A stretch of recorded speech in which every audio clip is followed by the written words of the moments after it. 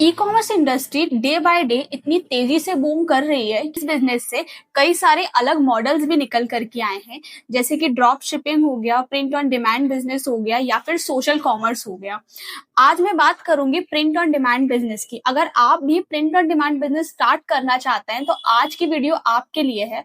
आज मैं 5 ऐसे मिस्टेक्स बताने वाली हूँ इस वीडियो में, जो लोग वीडियोस देख के स्टार्ट तो कर देते हैं लेकिन बाद में जाके फेल हो जाते हैं या उन्हें कोई सेल रिसीव नहीं होती है, तो वो यही बोलते हैं कि ये बिजनेस मॉडल ही फेक है, क्योंकि इस बिजनेस में जो नहीं पता वो ही सबसे बड़ा रिस्क है। और आज के वीडियो का यही उद्देश्य है कि आपका टाइम, आपका पैसा और आपकी एनर्जी सही जगह इन्वेस्ट हो। तो बात करते हैं कि प्रिंट ऑन डिमांड बिजनेस होता क्या है। तो प्रिंट ऑन डिमांड बिजनेस का मतलब ये है कि आपको जब डिमांड आती है, आपको जब ऑर्डर रिसीव होता है, तब आपको आपका प्रोडक्ट प्रिपेयर करना होता है और फिर आपका सेलर आपके कस्टमर को डायरेक्टली शिप कर देता है। आपको इसमें एक सप्लायर ढूंढना पड़ता है, देन उस सप्लायर से कनेक्ट करना पड़ता है, उससे प्रोडक्ट्स की इमेजेस लेनी पड़ती हैं या फिर आप अपनी भी इमेजेस इसमें बना के उनको दे सकते हो। वो उस प्रोडक्ट पे प्रिंट करेंगे, देन आप उन्हें कस्टमर की पूरी बिलिंग डिटेल्स प्रोवाइड कर देंगे और फिर वो आपके बिजनेस के नाम पे, आपके बिहाफ पे कस्टमर को डायरेक्टली शिप कर देते हैं। इस बिजनेस की सबसे खास बात यही है कि यहाँ पे इन्वेंट्री आपको नहीं रखनी पड़ती है और ना ही आपको लॉजिस्टिक का ज्यादा ध्यान देना पड़ता है। ये दोनों ही काम आपका सप्लायर आपको करके देता है। तो बात करते हैं कि कौन कौन सी मिस्टेक लोग इस बिजनेस में करते हैं जिनकी वजह से उन्हें रिजल्ट नहीं मिलते हैं, और आप उन गलतियों को ना दोहराओ और डे 1 से ही अपने बिजनेस को सही तरह से आगे लेके जा पाओ। Mistake number 1, it's a no cost business model. ये बिल्कुल भी सही नहीं है कि आपको ये बिजनेस स्टार्ट करने के लिए पैसा जरूरी नहीं है और पैसा इसमें नहीं लगता है। कई लोगों को ये बहुत बाद में पता चलता है, जब डे बाय डे वो अपने बिजनेस को ऑपरेट करते हैं, जब उन्हें कहीं पे इन्वेस्ट करने की बारी आती है तो वो एकदम पीछे हट जाते हैं, डिसीजन नहीं ले पाते हैं और बिजनेस को बंद कर देते हैं। डे 1 से आप अपने माइंड में क्लियर रखिए कि आपको इसमें थोड़ा बहुत इन्वेस्ट तो करना ही पड़ेगा। आप इसमें थोड़ा ज्यादा टाइम देके अपने पैसे को थोड़ा बचा सकते हैं, लेकिन आप ऐसा मत सोचिए कि आप इधर कहीं भी पैसा इन्वेस्ट करना ही नहीं पड़ेगा। आपको डे 1 से खुद को मेंटली प्रिपेयर करना है और आपको अपना बजट भी निकाल के रखना है कि इस बिजनेस में आप कितना बजट देना चाहते हैं। जब कस्टमर का ऑर्डर आपको रिसीव होता है, आप सप्लायर को बोलते हो कि भाई इसे प्रोसेस कर, तो वो आपसे उसकी कॉस्ट चार्ज कर लेता है। देन जब आप अपनी वेबसाइट का या आपके प्लेटफॉर्म पे मार्केटिंग करते हो, कस्टमर को रीच आउट करते हो, लीड्स लेकर आते हो, तो मार्केटिंग का भी पैसा लगता है। देन अगर आप कोई मार्केट प्लेस मॉडल पे अपने प्रोडक्ट्स लिस्ट कर रहे हो तो आपको कुछ कमीशन देना पड़ेगा, वहां पे भी पैसा लग सकता है। आप चूज कर सकते हो कि आपको कहाँ पैसा देना है, कहाँ नहीं देना है, लेकिन थोड़ा सा अपने लिए मिनिमम इनिशियल बजट जितना हो पाए, जितना आपको लग रहा है कि मैं पे कर सकता हूँ, थोड़ा सा बजट इस बिजनेस के लिए स्टार्टिंग में रखिए। Mistake number 2, onboard on too much platform. Starting में हमें पता चलता है कि प्रिंटिफाई, प्रिंटफुल, पिंट्रोव, शॉपिफाई पे चले जाओ, वू कॉमर्स पे चले जाओ, ईटसी पे चले जाओ, अमेजोन पे चले जाओ, इतने सारे मार्केट प्लेसेस प्लेटफॉर्म्स हैं। यहाँ पे हम एक साथ सारे के सारे प्रोडक्ट्स अपलोड कर देते हैं और देन फिर हम वेट करते हैं कि किसी से तो ऑर्डर आएगा। ऐसा आपको इनिशियली बिल्कुल नहीं करना है। सिर्फ एक प्लेटफॉर्म चूज करिए, पूरे सारे प्लेटफॉर्म्स पे रिसर्च कर लीजिए कौन सा प्लेटफॉर्म आपके लिए बेस्ट है।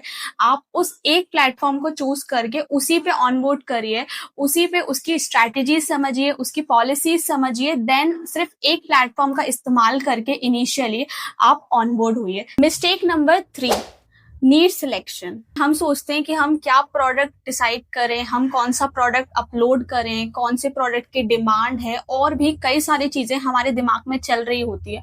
कई लोग इसमें ये मिस्टेक कर देते हैं कि वो एक ही बार में कई सारी नीश के अंदर चले जाते हैं। आधे टाइम वो कुछ और नीश सेल कर रहे होते हैं और आधे टाइम वो कुछ और नीश सेल कर रहे होते हैं। अच्छी तरह से नीश को डिसाइड करिए, अच्छी तरह से रिसर्च करिए कौन सी नीश आपके लिए बेस्ट है और उस नीश में भी सब नीश डिफाइन करिए। जैसे कि मैंने कोई नीश चूज करी कि मुझे अपैरल्स में अपनी डिजाइन प्रिंट करानी है। अपैरल्स के अंदर भी कई सारी नीश आ जाती हैं, जैसे कैप आ गई, हुडीज, टी शर्ट और भी कई सारी डिजाइन्स आ गई। तो हमें ये चूज करना है कि कौन सी नीश हमारे लिए बेस्ट है। लाइक हमने अगर टी शर्ट चूज करी, अब टी शर्ट के अंदर हम कौन सी डिजाइन कस्टमर के लिए टारगेट कर रहे हैं, जैसे कि हम जिम वाले लोगों के लिए टारगेट कर रहे हैं, या पेट लवर्स के लिए टारगेट कर रहे हैं, कपल्स के लिए टारगेट कर रहे हैं, किन लोगों को टारगेट कर रहे हैं। डे वन से डिसाइड करिए कि आपका एंड यूजर कौन है, आपका कस्टमर कौन है। फोर्थ मिस्टेक है गो विदाउट मार्केटिंग। कई लोग मार्केटिंग में इन्वेस्ट ही नहीं करते हैं। मैं आपको एक सच बता दूं कि ये बिजनेस बिना मार्केटिंग के है ही नहीं। ये बिजनेस का जो एक फंडामेंटल होता है वो पूरा का पूरा मार्केटिंग से ही होता है, क्योंकि सप्लायर आपका ध्यान रखता है, आपकी लॉजिस्टिक का और आपके प्रोडक्ट का। आपका सिर्फ एक ही काम होता है, कस्टमर को लेके आना। और कस्टमर को आप तभी लेके आ पाओगे जब आप मार्केटिंग पे ठीक तरह से फोकस कर रहे हो और ठीक तरह से इन्वेस्ट कर रहे हो। कई सारे लोग मार्केटिंग करते ही नहीं है, अपने बस व्हाट्सएप ग्रुप पे, व्हाट्सएप स्टेटस पे, सोशल मीडिया पे या फिर कई सारे मार्केट प्लेसेस पे अपनी इमेजेस अपलोड कर देते हैं और देन वेट करते हैं कि उनको कोई ऑर्डर रिसीव होगा। बट ऐसा बिल्कुल नहीं है। आपको कस्टमर को आउटरीच करना पड़ेगा, उन्हें बुलाना पड़ेगा, अपनी वेबसाइट पे, अपने प्लेटफॉर्म पे अपने प्रोडक्ट्स दिखाना पड़ेगा। तो मार्केटिंग के बिना ये बिजनेस मॉडल तो कोई बिजनेस मॉडल ही नहीं है। तो मार्केटिंग पे इन्वेस्ट करना बिल्कुल मत भूलिए और डे वन से ही मार्केटिंग के बारे में आप स्टार्टिंग से लर्न करना स्टार्ट कर दीजिए। नंबर 5th पॉइंट पे आता है डिजाइन वर्सेस क्वालिटी। अब इस बिजनेस में इन दोनों चीजों की लड़ाई सभी बिजनेस ओनर्स के दिमाग में चलती रहती है कि डिजाइन पे ज्यादा फोकस ना देकर वो लोग क्वालिटी पे ज्यादा फोकस देते हैं, और क्वालिटी के चलते प्रोडक्ट की कॉस्ट बहुत ही ज्यादा इंक्रीज हो जाती है। देन वो प्रोडक्ट महंगा सेल करते हैं और उन्हें कोई सेल्स भी रिसीव नहीं होती है।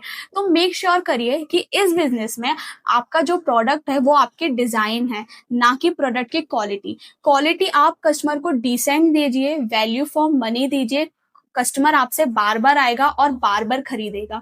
क्वालिटी आप डिसेंट रखिए, बट डिजाइन आपकी टॉप नॉच होनी चाहिए। जिस भी कैटेगरी में आप सेल कर रहे हैं, जिस भी नीश को आपने डिसाइड किया है, उस नीश में relatable content, relatable design sell करने का ट्राई कीजिए, तो इस बिजनेस में सक्सेस आपको जरूर मिलेगी।